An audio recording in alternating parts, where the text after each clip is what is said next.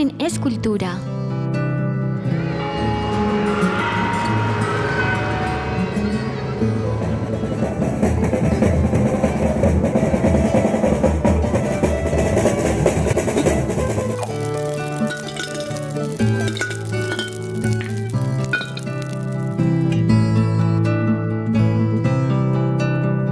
Una producción de la Administración Municipal Más Cerca, Más Oportunidades y del Instituto de Cultura El Carmen de Viboral.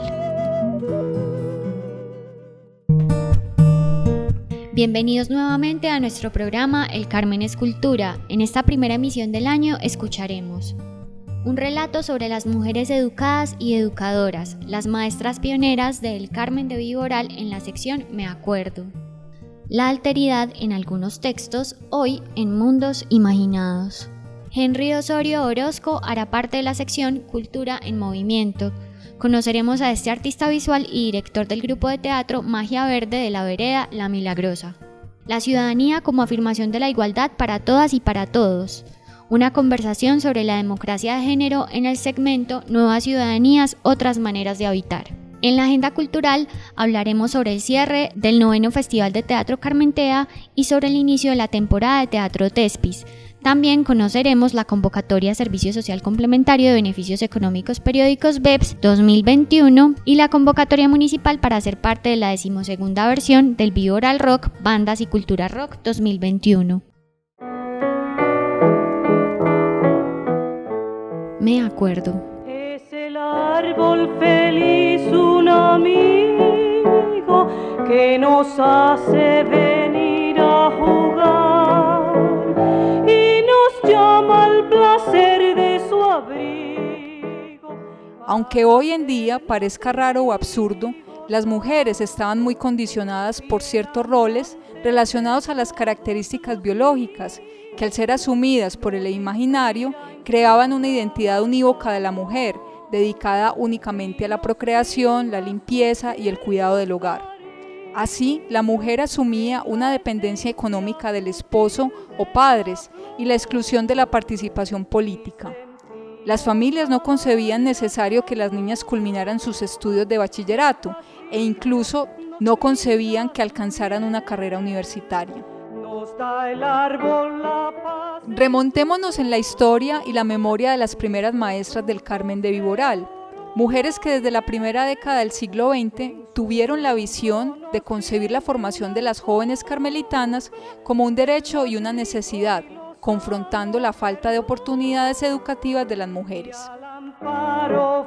Este es el caso de Juana Arango Muñoz, quien tuvo el empeño de fundar el primer colegio de secundaria para señoritas en su propia casa en el año de 1914, base educativa para la conformación del Colegio Santa Teresa en 1941, dirigido por la maestra Clara Ceballos y posteriormente por las hermanas franciscanas misioneras de María Auxiliadora.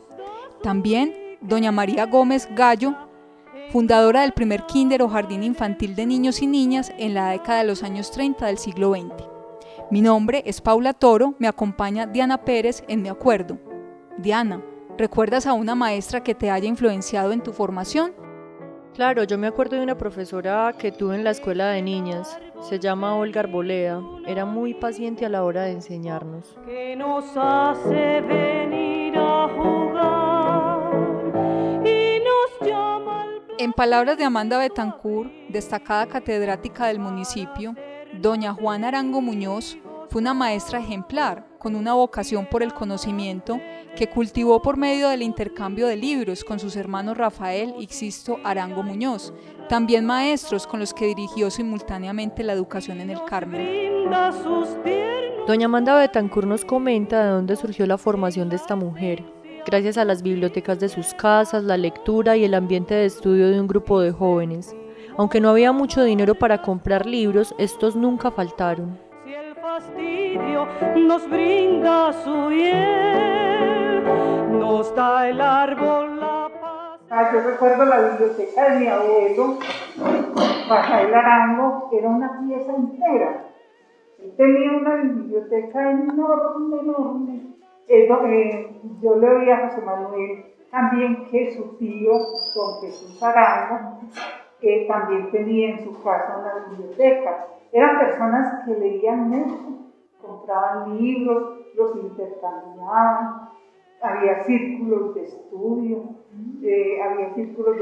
por ejemplo, que formaron unos jóvenes por allá en la década de los años 30, don Enrique Múnera, don Ramón Antonio Giraldo, Manuel Betancourt, que era mi papá, el doctor Belisario Cardona, eran una serie, un grupo de jóvenes y tenían círculos de estudios.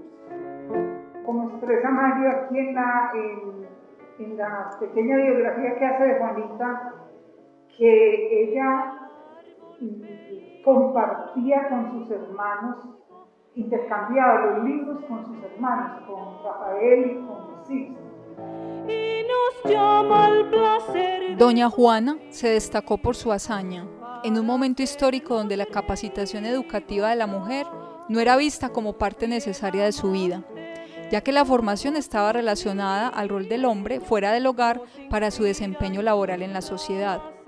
Los padres de aquel entonces invertían en la educación de los varones, pero no de las mujeres. Pues esa visión de Juanita, digo yo, de ocurrirse que a la mujer había que educarla, porque pues esa sí es interpretación mía, porque para los hombres estaba garantizado, digamos, como el consenso de la sociedad de que al hombre sí había que educarlo. Desde aquí no había dónde, pues busquemos dónde. Los padres de familia sí se podían preocupar, sobre todo los que tuvieran algún medio, bien fuera que se consiguieran una beca para mandarlos como internos a Medellín o a Marinilla a terminar su bachillerato, o que tuvieran algún modito para pagarles, eso sí, pagarles el internado. En cambio, esos mismos padres de familia, con alguna capacidad económica, no pensaban lo mismo de sus hijas. La mayoría, hasta no hace mucho, decían, no, es que las hijas son para que se queden en la casa y se casen, tengan hijos y trabajen en la casa. Diana, aunque debemos reconocer ciertos matices en la historia de la mujer carmelitana o carmeña, como se decía antes, prueba de esto es la educación hasta tercero de bachillerato que doña Juana brindó a las jóvenes. Pero, ¿cómo era la educación que impartía doña Juana?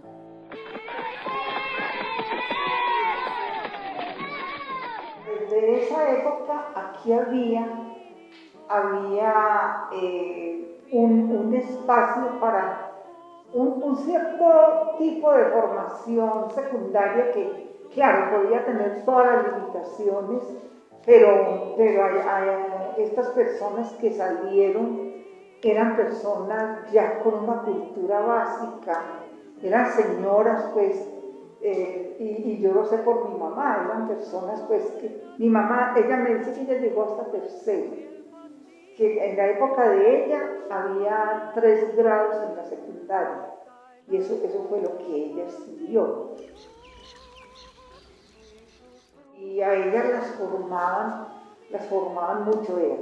Por ejemplo, las operaciones básicas de la matemática, muy sólido. Las clases de lenguaje, a ellas les enseñaban caligrafía.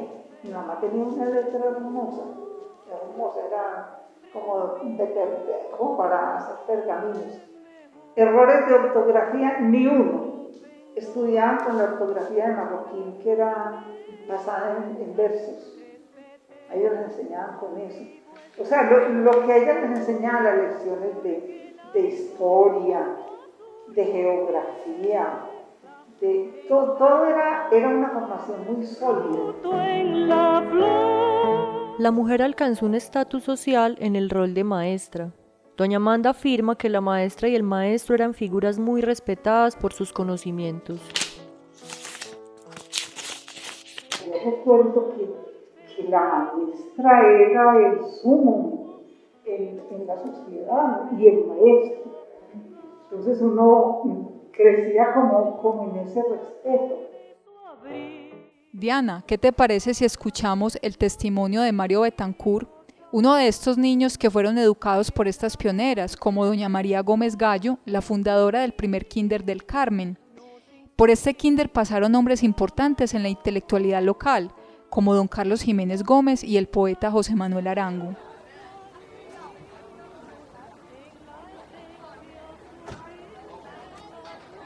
Los 2 años antes de entrar yo a la escuela, me tocó en el kinder, que primero fue en su casa de habitación, había una manguita, recuerdo la manguita, cómo jugábamos, y ella al lado de nosotros, con ese cariño también. Era muy tierna y muy amante de la naturaleza. Siempre nosotros estábamos en contacto con la naturaleza, no solamente mirando los árboles, los pájaros y otras cosas, sino con las canciones que nos enseñaban. Esas eran las canciones hermosas, el himno al árbol, canciones de las abejas, del colibrí, de los pájaros, todas esas canciones así como constructivas que nosotros gozábamos y nos las aprendíamos muy fácil. Porque el árbol nos da su riqueza en la rama, en el fruto, en la flor. Los corosos, los palillos, las cajetillas de cigarrillo, las tapas de cerveza, las bolas de cristal. Es decir, con todo eso nos iba entreteniendo. Y de hecho, no solamente con eso aprendimos la matemática, por ejemplo, un montón de cosas, sino que eran los juegos también de niños. En el imaginario colectivo, la mujer es intuitiva y tierna, pero no se le ha reconocido su capacidad intelectual o lógica. Mario Betancourt señala que somos en gran parte educados por mujeres desde la madre a la maestra. Las mujeres han sido responsables de iniciar la educación, de enseñarnos a leer, escribir, sumar y a desarrollar la sensibilidad por el arte y la naturaleza. Los hombres pasamos por la educación por manos de las damas, siempre. Yo no sé hoy cómo será, pero lo cierto es que los recuerdos más hermosos de la infancia son ver uno cómo había esa disciplina y esa dulzura y esa entrega y esa sapiencia, diría yo, porque es que uno salía bien librado de ahí para salir para cualquier parte, pues después de una primaria. Salíamos para los seminarios o para otros colegios y siempre los del Carmen dieron buenas notas, ¿cierto? Diana, despidamos este Me Acuerdo recordando el papel que las mujeres han realizado en la transmisión de saberes y conocimientos a través de la cultura oral. En las escuelas, la narración de historias fue una vía para educar a los niños y niñas. Y yo me acuerdo que fue una hermosura esas narraciones de la señorita María, de la señorita Jael, y para uno era un gusto, ya cuando sabía leer. Yo me acuerdo que yo cogía el librito de historia sagrada y a ver qué es lo que viene hoy, la historia de David, de cada uno de los personajes, y luego allá cuando la señorita Jael le contaba a uno la historia, se la narraba, era la versión oral, y eso hacía que uno amara mucho. Que uno amara mucho todas esas materias, todas. Para este programa contamos con los testimonios de Amanda Betancourt y Mario Betancourt. Los textos citados, revista El Carmen de Viboral, 251 años de historia por Mario Betancourt Arango, recopilado por Amanda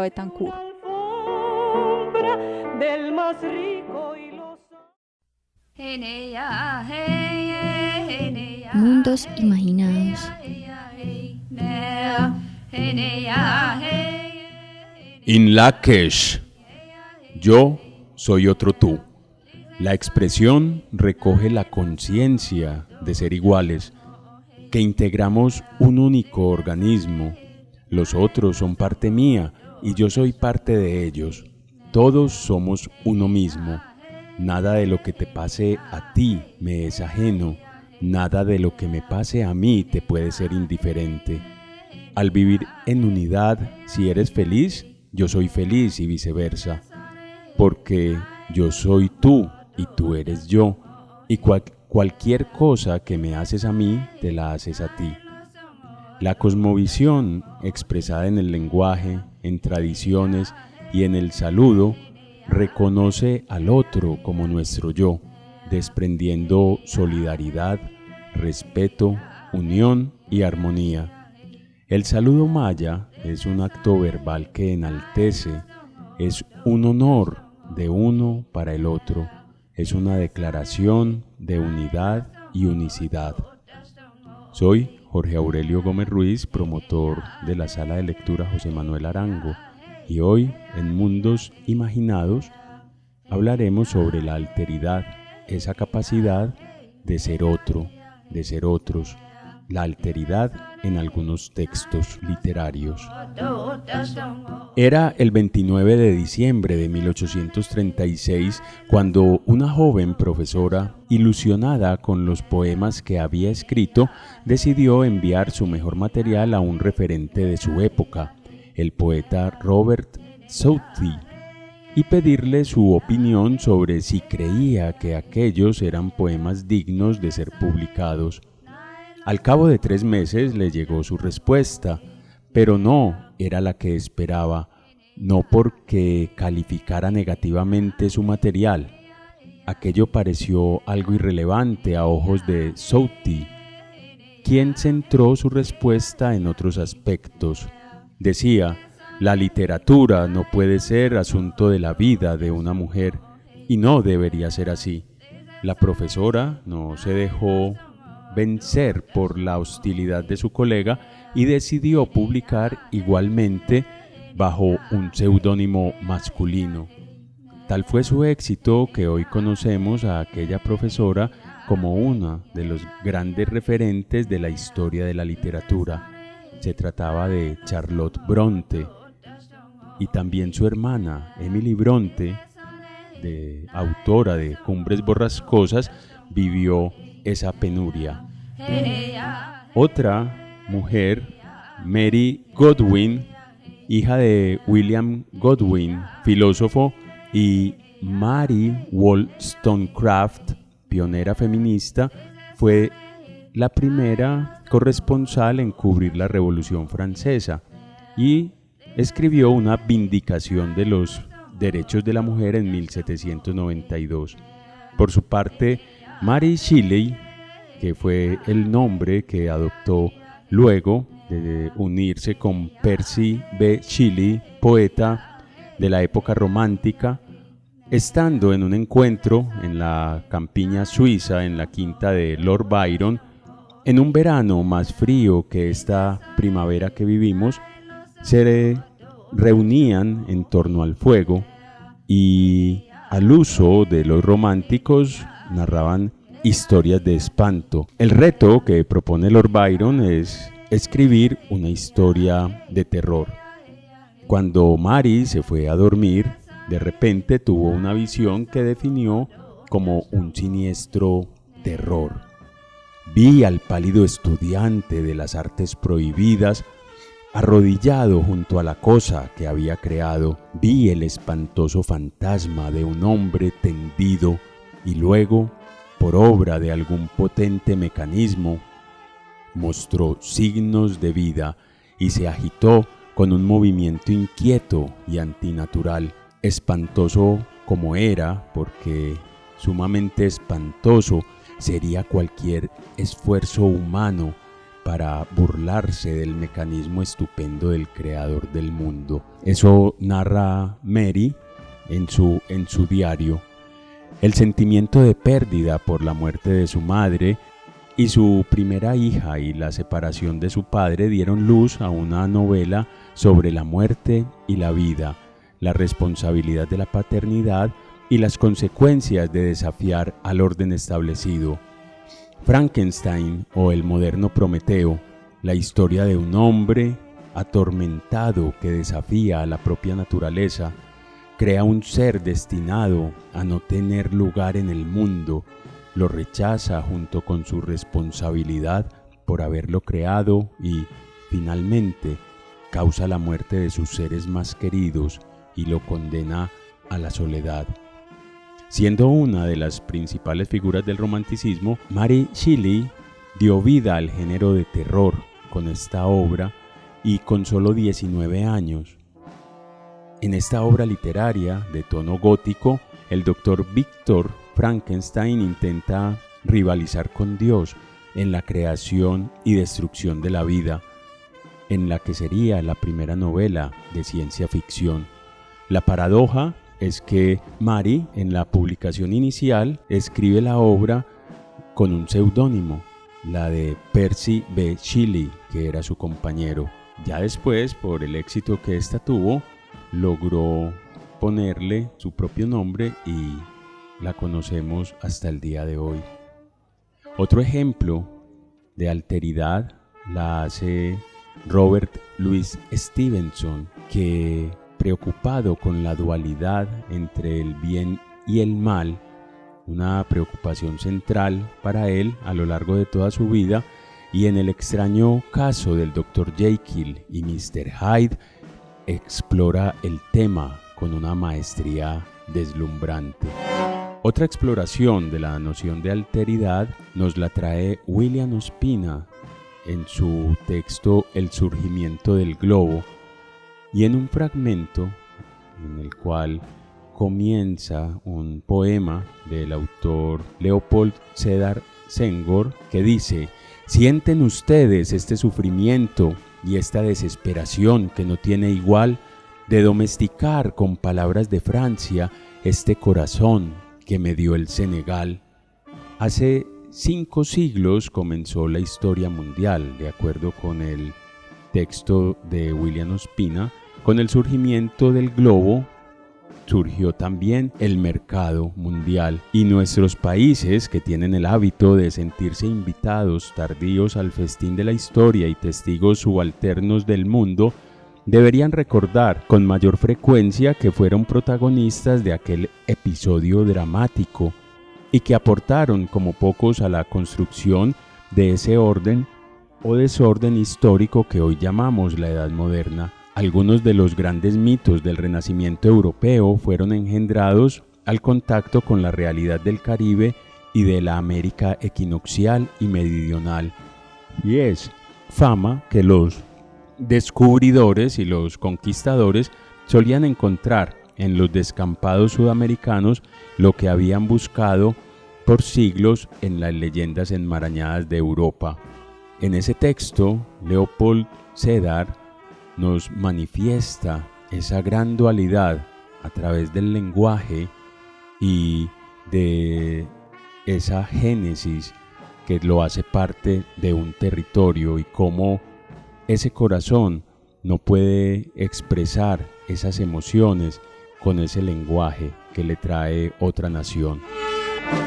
Para terminar, otro explorador de ese otro u otros que hay en mí es el escritor portugués, que nos dice en su poema: «Todos tenemos 2 vidas, la verdadera, esa que soñamos en la infancia y seguimos soñando adultos en un sustrato de niebla, y la falsa, esa que vivimos en convivencia con los otros, la práctica, la útil, esa en la que acaban por meternos en una gran caja».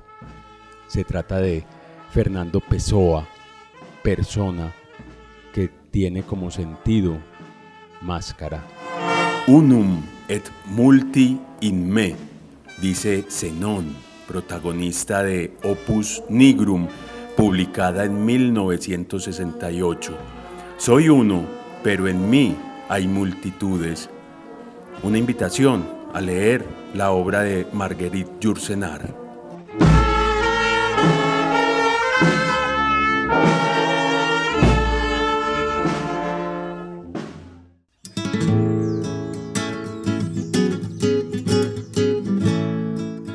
Cultura en movimiento.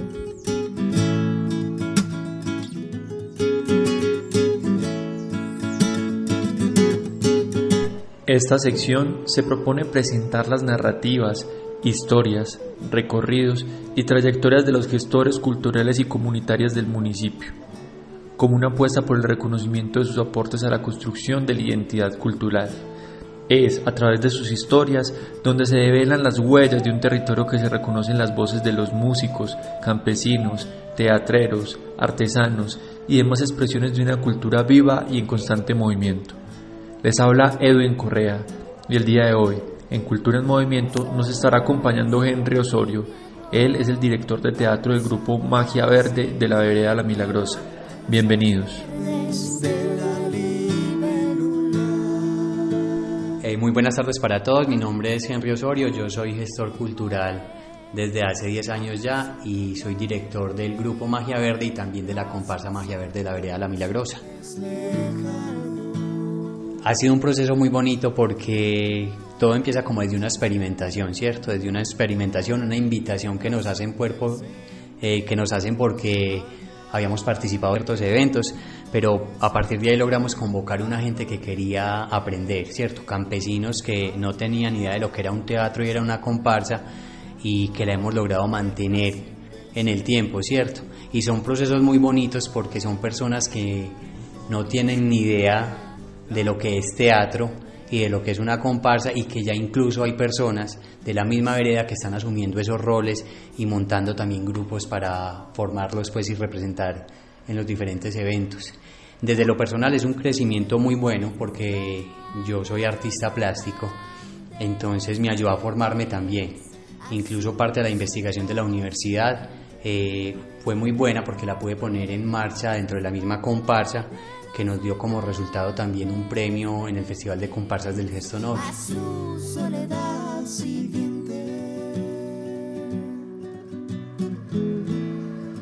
¿Sabes qué es lo mejor de todo? Lograr reunir no solo a personas de 5 años, sino que logramos en determinado momento que estuviera toda una vereda conectada en función de un solo evento, ¿cierto? Entonces, si vamos a hablar, por ejemplo, la comparsa de la muerte a la vida, se representó incluso desde los niños hasta los más viejos en este caso, ¿cierto? Pero logramos unir a toda una vereda, pues fue un hecho que nunca había pasado, ¿cierto?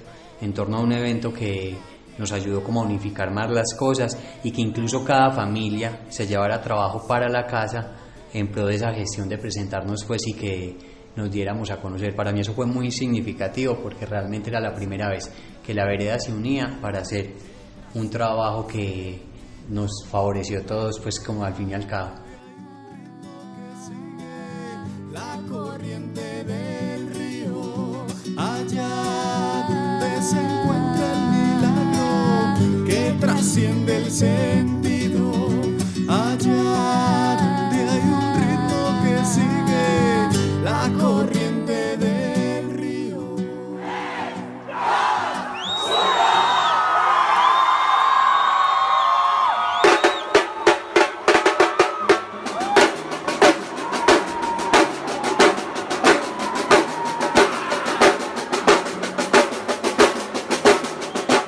Desde la parte personal yo he venido trabajando el tema de los residuos desde hace más de 15 años ya. Hay una preocupación como por el manejo que nosotros le estamos dando a los residuos que generamos, ¿cierto?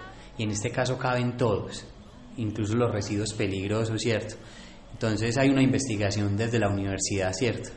En el campo pues del accionario y las entregas que uno hacía, donde me puse a investigar como todo el manejo que se le estaba dando a los agroquímicos acá en el Carmen, el manejo que le estaban dando a los campesinos y si de verdad había un acompañamiento, ¿cierto? Desde ahí surge un interés y en esa investigación me doy cuenta de que hay cosas que se estaban haciendo mal hechas, ¿cierto? Es ahí como empiezan a hacer ese campo de trabajo y donde veo que se puede trabajar con la misma comunidad para mejorarlo, ¿cierto? Tanto las obras de teatro como la misma comparsa habla de eso, del manejo de los residuos y cómo están afectando a una comunidad y ni siquiera nos estamos dando cuenta. Hubo una investigación muy bonita que fueron en 30 quebradas del municipio, donde todas presentaban residuos de agroquímicos. Y mira que es el agua que nos estamos tomando, ¿cierto? Y La Milagrosa en este caso era una de las veredas más afectadas por el tema de las hortensias y de los floricultivos. Pero este caso no solo se presentaba ahí, se presentaban las otras veredas. Y ese fue el tema principal que nos llevó a entender que por medio del arte teníamos que hacer esa exploración y mostrarle al Carmen de Lloral qué era lo que estaba pasando, ¿cierto? Quebradas contaminadas, campesinos, digámoslo, no descuidados, sino más bien desamparados porque no había una capacitación, ¿cierto? No había un acompañamiento por parte de las autoridades competentes en el manejo de los residuos y que incluso en este momento no se da, ¿cierto?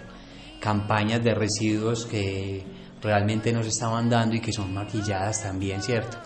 Pero que en ese contexto se pudo mostrar que hay una problemática y que sigue existiendo. Entonces es hacia allá donde le apunta Magia Verde, ¿cierto? Hay un dolor personal de cada uno, hay un dolor por lo que está pasando con el campo, porque también hay un desplazamiento que se ve no forzado, pero que con el tema de impuestos también se ve reflejado, donde los campesinos tienen que vender las tierras, incluso convertirse en mayordomos, que también se evidencia en los procesos que llevamos desde el teatro, pero también ese descuido por el campo, ¿cierto? Entonces hay un dolor no personal, sino un dolor de ellos también, un dolor porque hay un descuido total, porque hay una pérdida de la vocación agrícola y porque el lugar donde viven se están contaminando y no hay alguien que se responsabilice de eso.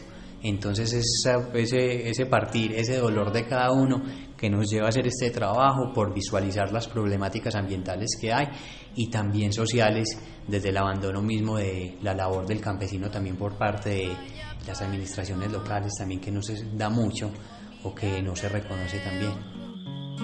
Me paran en la tierra, caramba, y que sea del color que quiera. A ver, hay algo muy bonito y es que nosotros nos empezamos a presentar con el concurso de casetas campesinas, en apoyo a la misma caseta, sin tener un grupo formalizado, ¿cierto? Donde mostramos como ese campesino nato que tiene cultura y que tiene historia a contar. En ese año donde nos presentamos ocupamos el primer lugar de casetas campesinas y al segundo año volvemos a ocupar el primer lugar, ¿cierto? Entonces eso nos dio a conocer que teníamos potencial para formalizar un grupo, ¿cierto? En el 2016 se asienta como el proyecto de Magia Verde como comparsa, ¿cierto? En el mismo año nace Magia Verde como grupo de teatro donde se empiezan a tocar estos temas, pero ya un grupo independiente también que sigue apoyando los eventos de la vereda y los sigue acompañando, pero que necesitaba tomar un camino diferente porque necesitaba crecer como grupo también. Entonces mira que es un acontecer de la misma vereda que nos lleva a formar un grupo personal, pero que nos lleva también a tener un campo ya más abierto y a representar incluso al municipio en diferentes eventos, ¿cierto?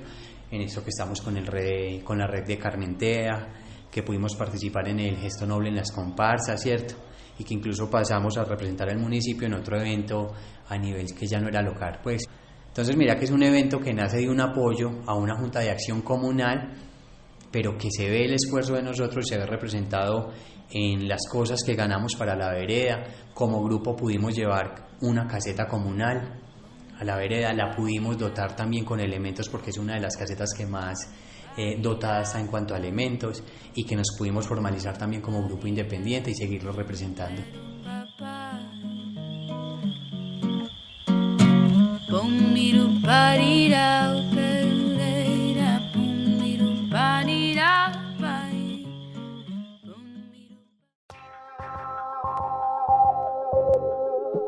Nuevas ciudadanías, otras maneras de habitar.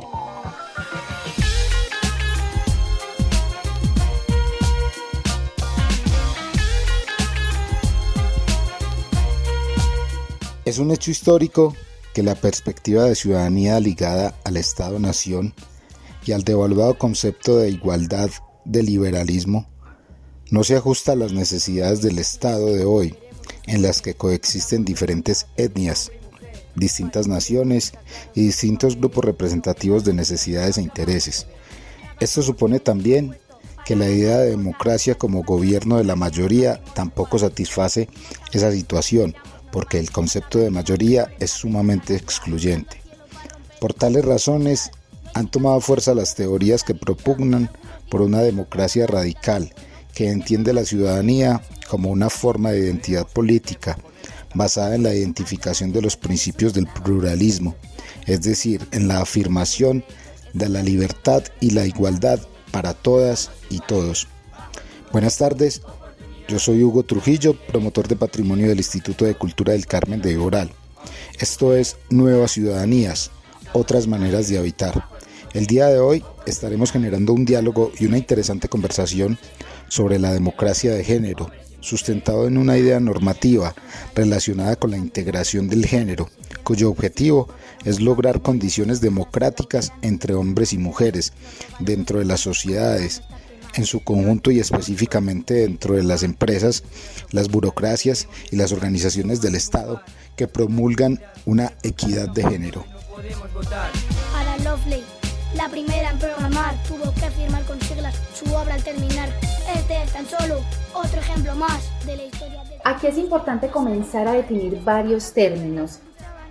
Uno de ellos sería, por ejemplo, democracia y lo que significa democracia dentro de las sociedades, y es la manera como nosotros podemos tener incidencia en nuestras decisiones y que se tenga precisamente en cuenta nuestra participación social y política. Nosotros somos seres sociales y políticos por naturaleza, y el crecer dentro de unas comunidades, comenzando por la comunidad más pequeña que es la familia, a comunidades más grandes en sociedad, en nuestras comunidades, nuestros barrios, y luego esa participación social de manera macro dentro de un sistema social y político, nos lleva a que esa participación que nosotros realicemos pueda tener incidencia o no de una manera democrática dentro de esas sociedades, ¿cierto?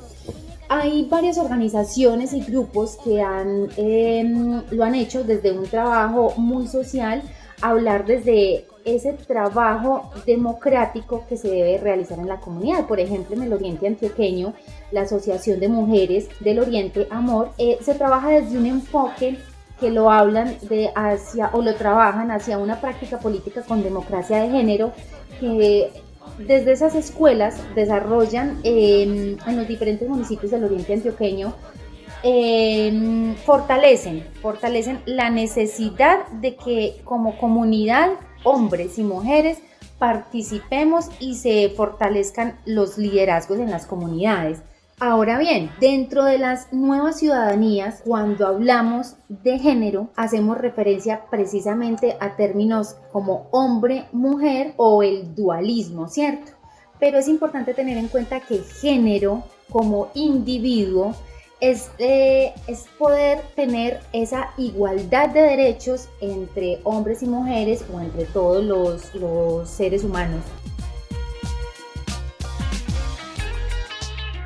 Sí, es así. Cuando nos referimos al término de la palabra género, es la definición, digamos, que el conjunto de características que se asignan en el proceso de socialización a hombres y mujeres de acuerdo a los valores y costumbres vigentes de cada grupo social y de cada época, ¿cierto? Entonces, digamos que es el proceso por el cual se enseña a hombres y mujeres desde que nacen cómo se deben comportar según los parámetros, costumbres o estereotipos que el grupo social donde viven designan a cada cual, ¿cierto?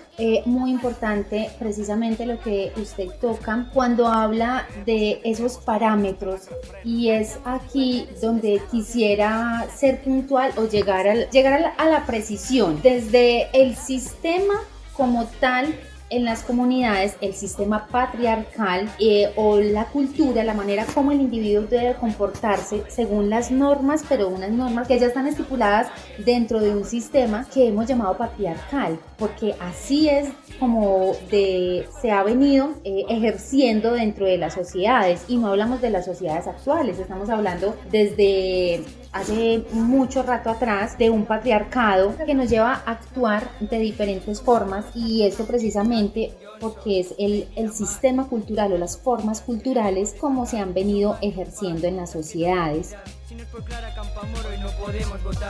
Ada De acuerdo como a ese sistema, pues existen unos roles, ¿cierto? Dentro de eso, de género, unos roles que la sociedad ha definido como ese conjunto de tareas y funciones, de comportamientos que le exigen a cada individuo dentro de una sociedad, que son consideradas propias y naturales dentro de hombres y de las mujeres, ¿cierto? Son como esos roles entonces que se definen dentro de los géneros. Y dentro de esa definición de esos roles, hablamos también entonces del término machismo, que es el término por el que actualmente se ha generado diversos debates en torno precisamente a lo que entre hombres y mujeres o cómo la sociedad concibe las formas de vida entre hombres y mujeres, ¿cierto? Sin desconocer la lucha que las mujeres han realizado desde muchas décadas atrás para llegar a una igualdad de derechos, desde esa lucha por el derecho al voto, el acceso a la educación, el acceso al trabajo, a que ese trabajo sea bien remunerado,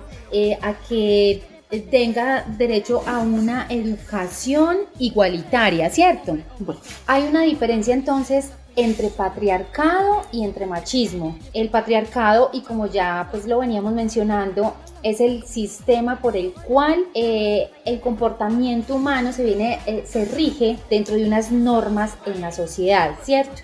Y el machismo son esas formas de dominación que se ha venido adquiriendo el hombre sobre la mujer, o el poder que el hombre ha tenido sobre la mujer. Me gustaría ir a la historia y hablar de la manera como las primeras generaciones se concebían. La historia data que una de las primeras comunidades que existieron es que era desde el matriarcado, y como la mujer era quien definía quién sería el padre de sus hijos, y esto no en términos de comunidades y núcleos familiares, sino en términos para mejorar su raza. Ahí entonces era un matriarcado única y específicamente concebido desde la mujer, y esos roles específicos de la mujer sobre la sociedad, ¿cierto?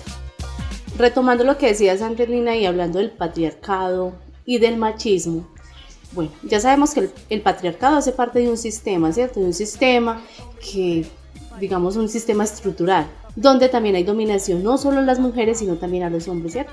Y eso significa el patriarcado, y que todavía está muy arraigado y se da dentro de todas las estructuras que tenemos dentro de una sociedad, desde la iglesia, desde el gobierno, desde las empresas, y ahí está pues como arraigado ese sistema, ¿cierto? Ese sistema que está ahí. Pero el machismo, hablemos un poco del machismo. ¿Usted considera, por ejemplo, que todavía existe machismo en el Carmen? Trayéndolo al contexto del Carmen de Oral, a mí sí me parece que sí existe el machismo, y es precisamente porque es que el sistema patriarcal lleva a ese querer de género, hablando del hombre, a que se genere un poder o un dominio sobre la mujer, y eso lo vemos precisamente desde los núcleos familiares pequeños, cuando es el hombre quien rige las normas del hogar y quien determina muchos de los aspectos que se ven precisamente acá en estos pueblos tan culturalmente machistas como son Antioquia, por ejemplo. Y que ese machismo, digamos, también está arraigado desde el himno departamental, ¿cierto? Ahí también entra como ese machismo. Y lo otro es como hablar un poco del machismo, cómo están las zonas rurales, dónde habrá más machismo, si en la zona urbana o en la zona rural, o cómo se ejerce. Ahí también como entrar a contextualizarnos un poco de ese machismo en nuestro municipio. Yo considero que el machismo, pues no sé, en las zonas rurales todavía es mucho más arraigado que en las zonas urbanas, o no sé, ¿qué crees? Sí, me parece que sí, me parece que desde la zona rural se ejerce más el tema del machismo, pero pienso que es por esa necesidad de conservar una cultura y exacto, y esas tradiciones, en esa necesidad de conservar, de que la mujer esté en sus hogares ejerciendo las labores del hogar en torno a sus hijos y en torno a todas las labores que se generan dentro de una familia. Como sometida, la mujer sigue sometida al hombre, ¿cierto? Y es también desde la parte económica, yo considero que ahí también entra mucho la parte económica. Se le da mucha fuerza desde la sociedad y desde el sistema económico a las labores que el hombre ejerce, y es porque, bueno, el hombre sale de su hogar, sale a trabajar y es remunerado por las labores que ejerce por fuera del hogar. La mujer se queda en el hogar con muchas actividades dentro de ese hogar y no son remuneradas económicamente. Entonces ahí es donde se genera una dependencia de la mujer que está en el hogar, una dependencia de quien trae la alimentación a casa o ese sustento económico. Me surge también como una pregunta, y es: ¿existe machismo también por parte de la mujer hacia el hombre? Que también me queda como la duda, ¿cierto? Y si la mujer es quien provee el alimento al hogar, ¿será que existe también machismo por parte de la mujer?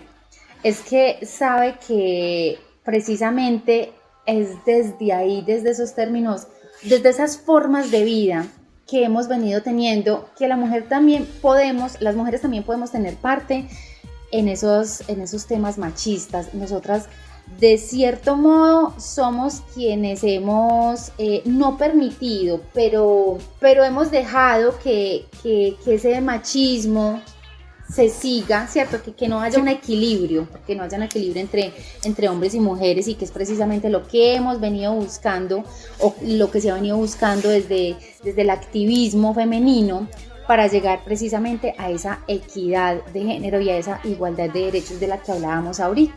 Bueno, entonces en ese caso las mujeres también hemos permitido que exista ese patriarcado, ese sistema de dominación, porque quienes educamos a nuestros hijos casi desde el hogar somos las mujeres, ¿cierto? Quienes tenemos esa cercanía mucho más directa con nuestros hijos, aunque el hombre también lo tiene, pero nosotros desde nuestro rol de amas de casa, entonces también estamos permitiendo que se siga ejerciendo ese machismo o ese patriarcado dentro de nuestros hogares y de nuestra sociedad. Claro, es que si bien es cierto, la mujer tiene gran responsabilidad, o la madre tiene gran responsabilidad en la educación de los hijos, también hay un tema en la sociedad, y es que desde la educación es necesario también que se fortalezca ahí esa equidad, o sea, que ese machismo no quede tan arraigado.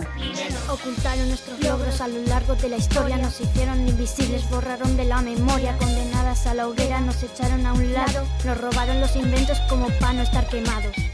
Agradecimientos especiales a las sociólogas en formación Lina Milena Blandón y Marinelsi Orozco.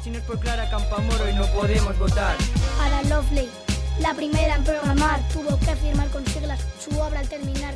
Este es tan solo otro ejemplo más. Agenda cultural.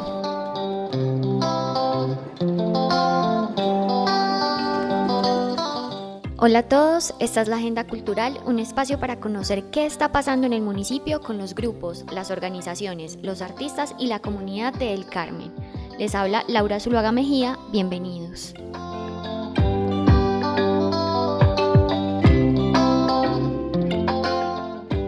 Camber Betancourt nos informa sobre el cierre del 9º Festival de Teatro Carmentea y sobre el inicio de temporada de Teatro Tespis con su obra Lunático. La agenda teatral para estos 2 fines de semana es la siguiente. Tendremos mañana viernes y sábado el cierre del 9º Festival de Teatro Carmentea, una fiesta para las artes vivas. Tendremos mañana la presentación del pregrado de teatro de la Universidad de Antioquia a las 11 de la mañana. Tendremos a las 3 la escuela de espectadores con los grupos participantes del festival. Esa será en Teatro Farsantes y transmitida por Facebook Live. A las 7 de la noche en la sala de teatro de la Casa de la Cultura tendremos Corazón de Lana, de la Nariz Pelada de acá del Carmen de Oral. A las 9 de la noche en Teatro Estudio tendremos Los Polis o ¿Quién mató a María? Y el sábado 27, ya el Día Internacional del Teatro y el cierre de nuestro 9º Festival de Teatro, tendremos a Teatro Clepsidra con una obra infantil a las 11 de la mañana en la sala de teatro de la Casa de la Cultura. A las 3 en Plaza Rosé tendremos Teatro Lambe Lambe, que son cajas mágicas, espectáculos de pequeño formato y un espectáculo de breakdance a cargo de Amazing Crew del Carmen de Oral. Y a las 7 de la noche en la Escuela Ballet House tendremos ya el cierre de las puestas en escena con Un cuerpo bajo el vestido, también de la Escuela Ballet House. Y a las 8 en la Casa de la Cultura tendremos la proyección del video Un hombre del Renacimiento de Teatro Farsantes, y luego ya a las 8:30 la clausura del 9º Festival de Teatro Carmen Tea con Los Animalejos, Son Reggae y Macondo Van. Y el próximo fin de semana tendremos el inicio de temporada en Semana Santa de la obra Lunático de Teatro Tespis, viernes 2 y sábado 3 de abril a las 7:30 de la noche en la Casa de Teatro Tespis, inicio de temporada en plena Semana Santa, así que los esperamos para toda esta programación teatral. La convocatoria Servicio Social Complementario de Beneficios Económicos Periódicos BEPS 2021 se lanzó hace algunos días y busca invertir el 10% de la estampilla Procultura en aportes a pensión de creadores y gestores culturales. Diana Marcela Pérez Martínez, de la Oficina de Gestión Cultural y Territorial, nos cuenta. El Instituto de Cultura y la Administración Municipal abren la convocatoria del Servicio Social Complementario de Beneficios Económicos Periódicos BEPS 2021. Esta busca apoyar a creadores y gestores culturales del Carmen de Viboral que no devengan una pensión o que no la coticen. El objetivo es contribuir con su seguridad social a través de los recursos correspondientes al 10% del recaudo de la estampilla Procultura. Para mayor información sobre la convocatoria y los lineamientos de participación, se pueden acercar a las oficinas del Instituto de Cultura o en la página web www.culturalcarmen.gov.co.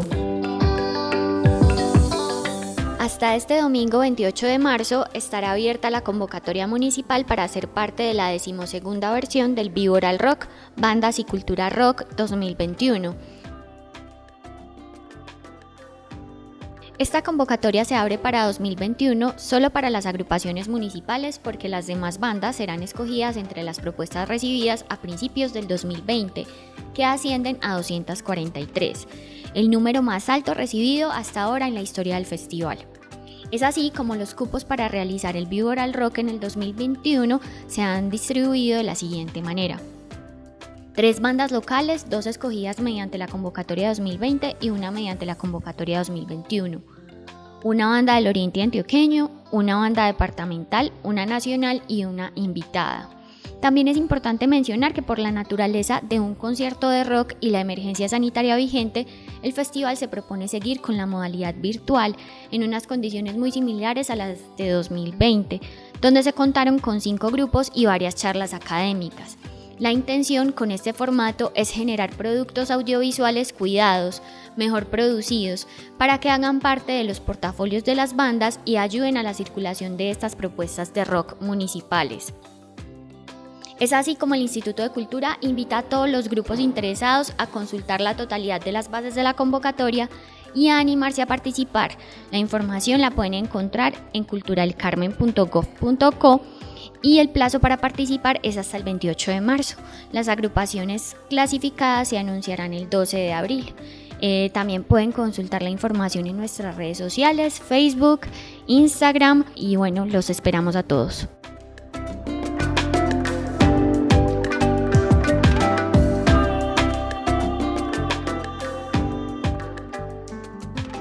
Gracias por escucharnos. Recuerden que las emisiones del Carmen Escultura son todos los jueves a las 6 de la tarde y que lanzamos una nueva cada 15 días por Azulina 88.4 FM. Agradecemos a las agrupaciones carmelitanas Yarumo, Escuilo, Muistelmat y Kirama por hacer parte de nuestro programa.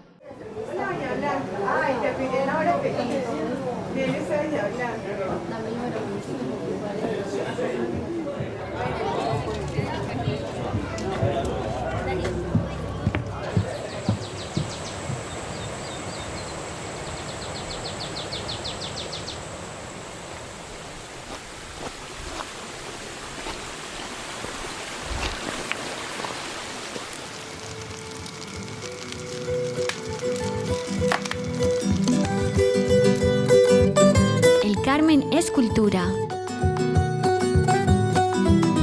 Hay un lugar donde los sueños caminan los senderos montañeros. Hay un lugar donde los sueños extraños caminan los senderos montañeros. Una producción de la Administración Municipal Más Cerca, Más Oportunidades y del Instituto de Cultura El Carmen de Viboral. Extraños son